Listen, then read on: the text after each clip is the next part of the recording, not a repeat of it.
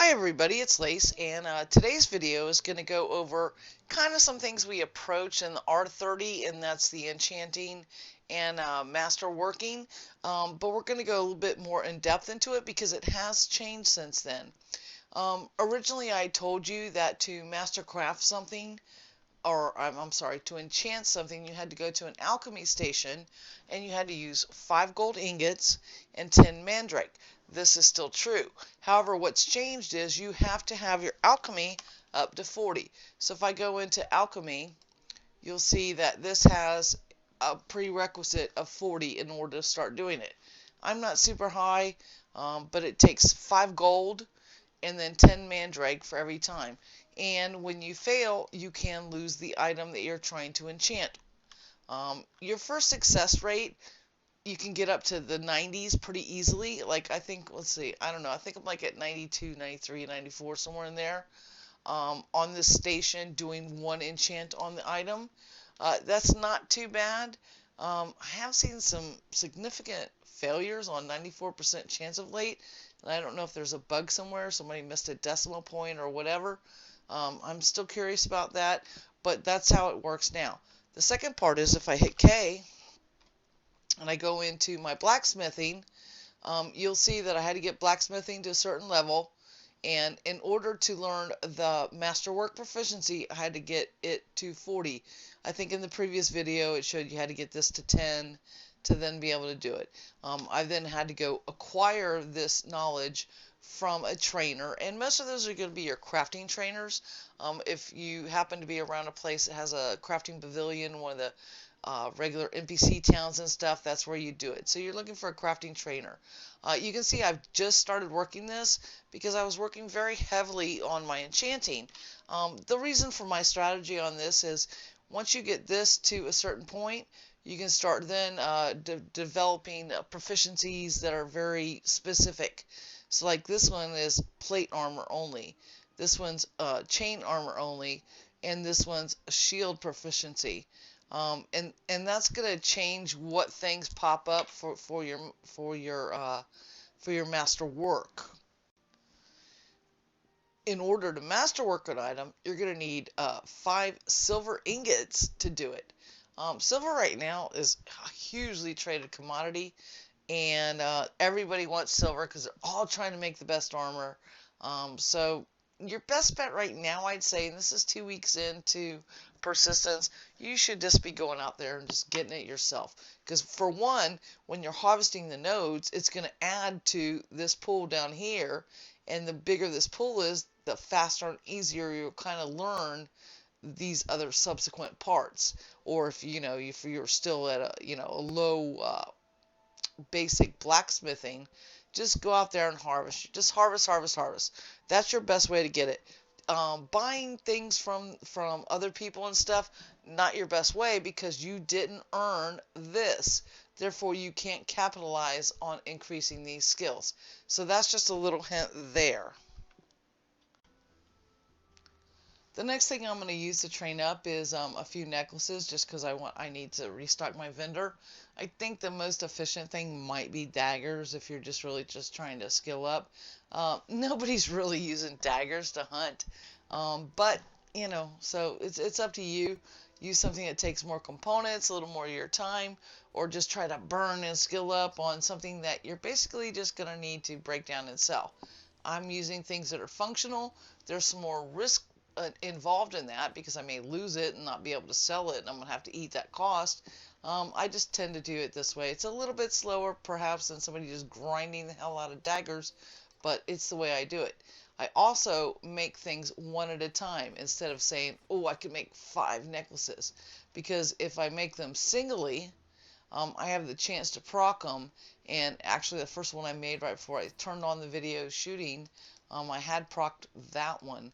And when I say procced, 24 exceptional item chance, that's what I'm talking about. 24% of the time, it will add durability, and that makes it a far more attractive necklace than just a plain one, especially after you enchant it, because every time you enchant or masterwork something, it takes durability away. So you could see a necklace for sale that is, +8 but it has 20 durability. It's freaking worthless. Okay? Buyer beware. So there we go. There's what I'm talking about. +1. Now this one has 100 durability. That's pretty good. I can enchant it a couple times. It's going to last people a long time. If I make another one and it doesn't come out +1, like this one, it's only got 50. So when I enchant it, it's going to lose 10. It's going to be down to 40. If I do it 2 times, it's down to 30. That's basically a piece of crap. So if you see a necklace +8 and it's got 30 durability or whatever, yeah, not a good necklace. That's somebody's training piece that they're trying to sucker you into buying. Buyer beware. Caveat emptor, I think I've said before. And again, don't auto grind these. Do them one at a time so that you get that chance for the bonus. And that goes pretty much with anything. Look, there's another one. Nice necklace. I'm just going to craft these last 2 out. I know it's a little boring, but I just want to show you that taking your time can make better things. That one's just regular.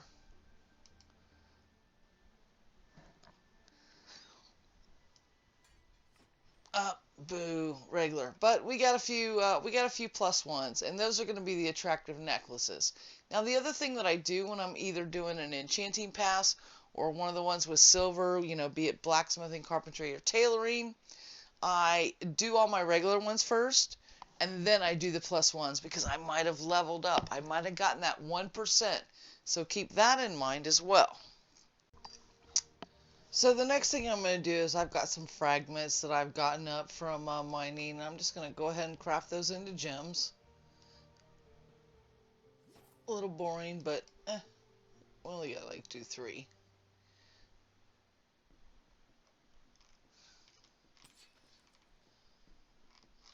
Oop, that one failed.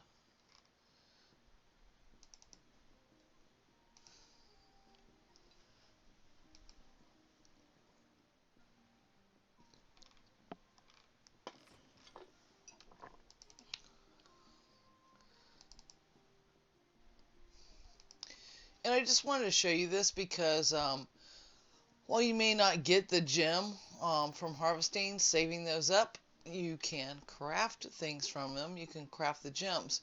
Now the second part of this is crafting the gems to be socketable. And in order to socket the main piece, I believe you right now, the recipe might say requires level 60. And that's that odd bug that's going on between everything says level 60, but it really means 72, because at 72 you have 60% for proficiency. AKA if you bought the bear hat recipe, it says requires level 60, but it really meant that it required level 72, which gave you a tailoring proficiency of 60. So keep that in mind. I don't know if they're going to fix that. I think it's very confusing for the recipe to say requires level 60 when you would assume it meant level 60 tailoring, but it really means tailoring proficiency, which is something you can only see if I hit K and I go into tailoring and I look at it, and my tailoring proficiency level is 62.1. But basically it means that until you hit level 72, nobody could make bear hats, wolf hats, and things like that. So the next thing I want to talk about is the public vendor, and this does directly tie into the enchanting part. But one of the things that came out in the patch yesterday, today is, look at my watch, today's 8/16, on 8/15 of 2016, we had a patch that increased the vendor capacity from 400 items per sale in a single NPC unit town to 4,000. Now, one of the funny things out of this is I saw the forums and people were like, oh my god, that lace, she's putting pieces of paper up there for sale and it's just crap and I can't list my items. It's advertising. Why can't I choose how to use my 5 slots the way I want to? That's what I say to you folks.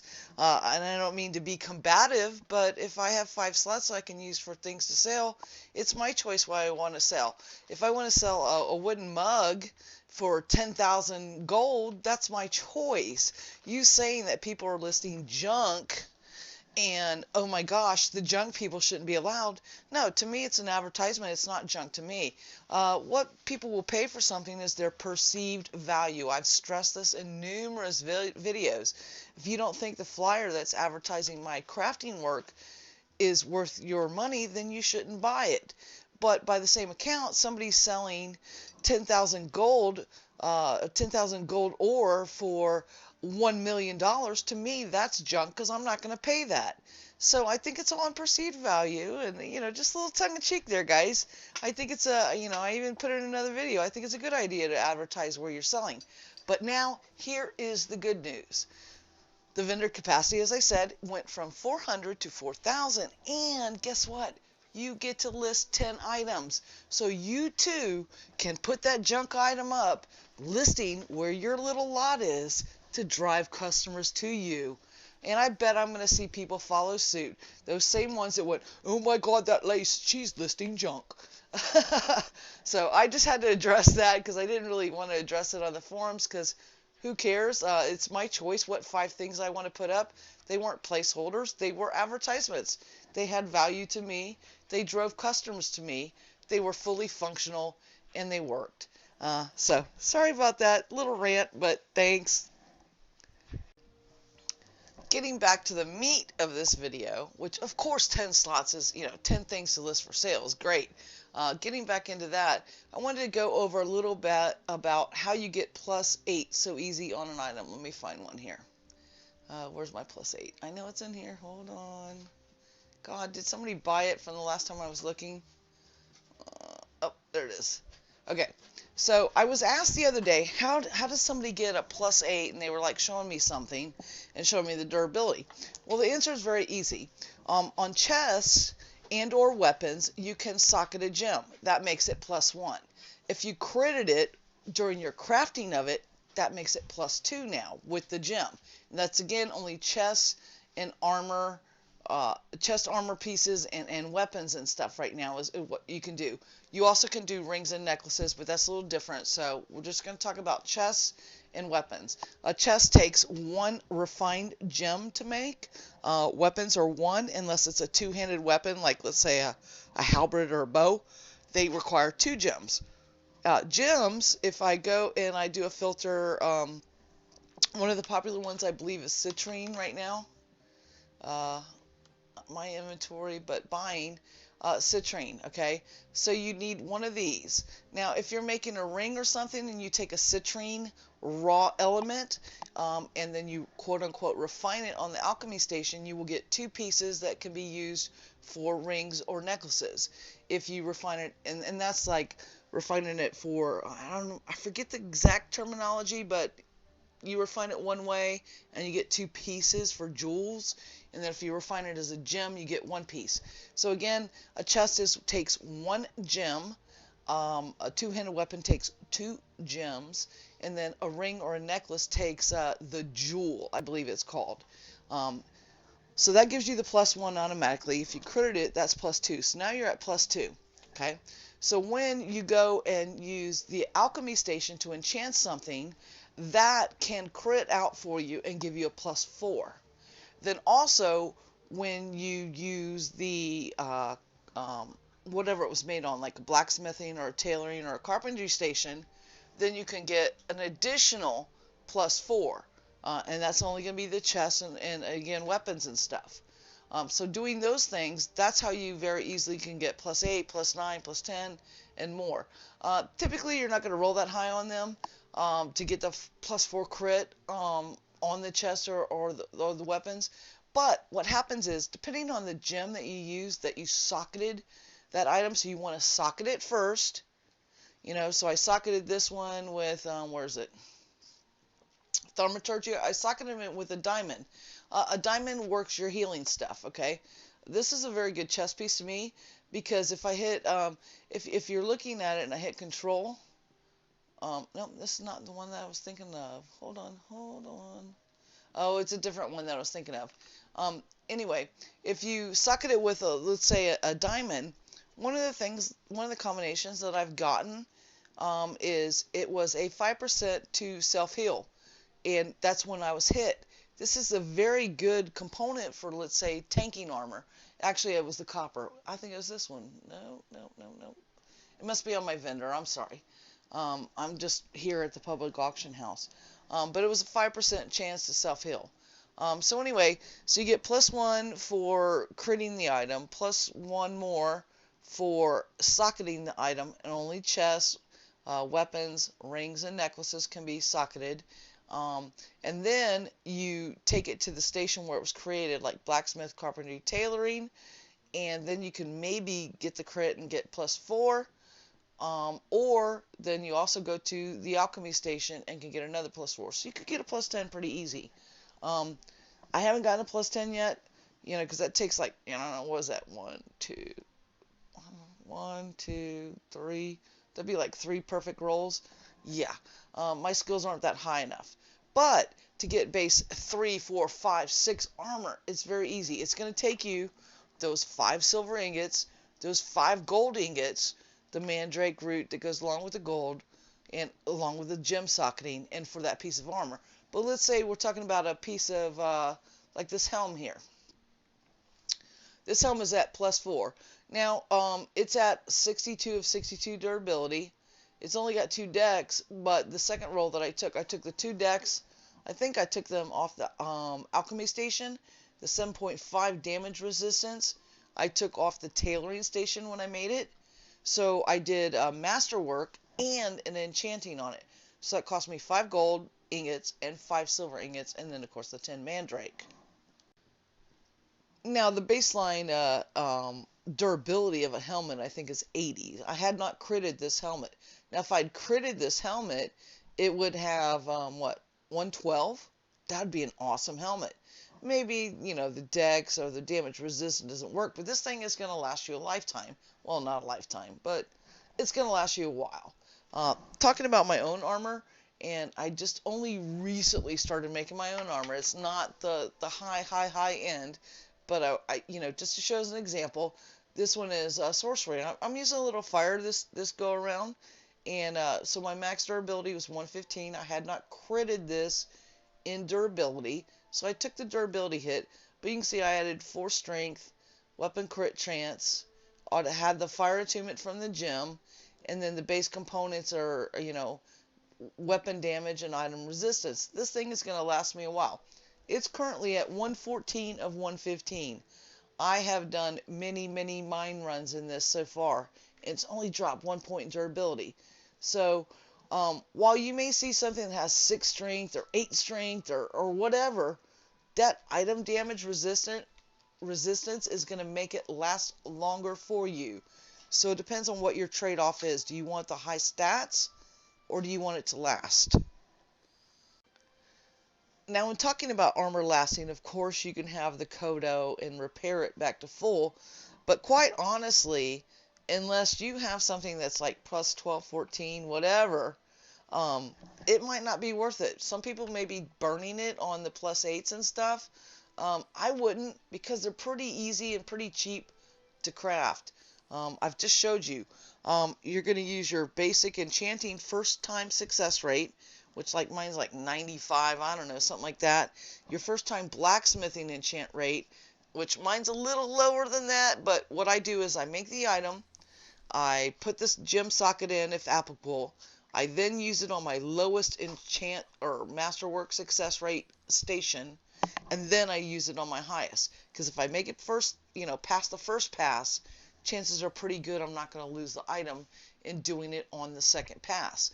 And boom, I've at least got a +4 plus whatever the item base was, and possibly more, depending on, the type of slot that the item goes in, and or, again, the gem and the mastercraft. As I get more skilled up, I will start doing second passes on enchanting and blacksmith tailoring. So while everybody's all silver happy, don't leave out gold. Now this is probably going to drive up the gold market if anybody watches this video, and that's going to make me sad, and I'll have to mine more. But as I said, mining actually increases your producer experience, which therefore helps you level faster. If you're buying your stuff, you're not going to level as fast. But, possibly not that many people are using gold, and I'm probably blowing up the market on this by giving out this quote-unquote secret. I do have to thank Stricken Ellie, I'm sorry, very hard I's, E's, L's, looking at the screen. But they were actually the one that was talking to me about the socketed gems. The socketed gem can also crit for +4 on the item. Now, while to you it may not seem like the item is +4, but let me show you one. What I'm talking about on the crit on the gem, depending on the gem that you have socketed in a chest and or weapon and or ring, if I look at this guy, I've got for sale this chest armor, yeah, leather chest armor of necromancy.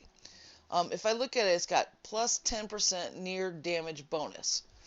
That was what critted off having the onyx gem inside the armor when I tried to enchant it. And that gives the armor an inflated +4.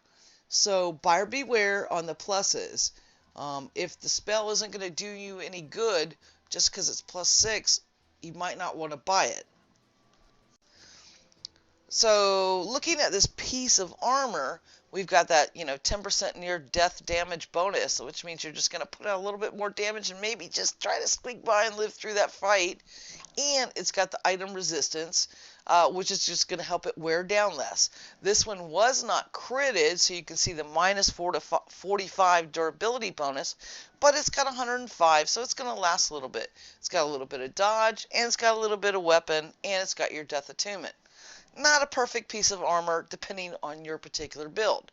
And this is something that I brought up a while ago, is that, we didn't have a lot of diversity in armor, and then voila, the enchanting system was introduced. It was probably always there and planned, but it was just funny how after I said something about it, boom, then here it was.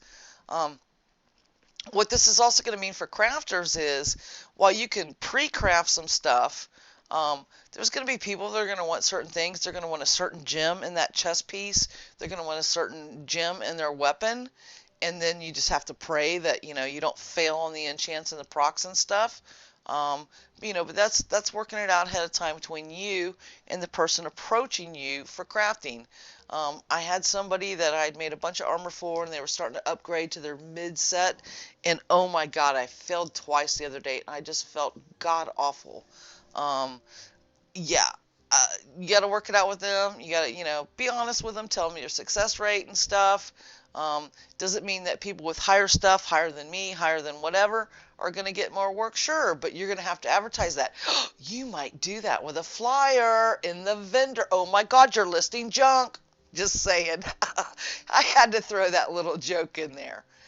Anyway, that's how cross-enchanting can work. Where you're enchanting and masterworking and socketing, if you can do all three, but you can usually do at least 2 of them and stuff, and how everything like that flows, and how you can get some very specific armor, but be careful in pre-creating specific armor, because you're going to have a smaller audience, because it doesn't serve a purpose for everyone. So I think I'm going to end this little tutorial on that. Touch a little bit more on the new things in enchanting, some ideas, thoughts, strategies, things you can do, and you can formulate your own business plans. Take care, everybody. Happy hunting, and be safe.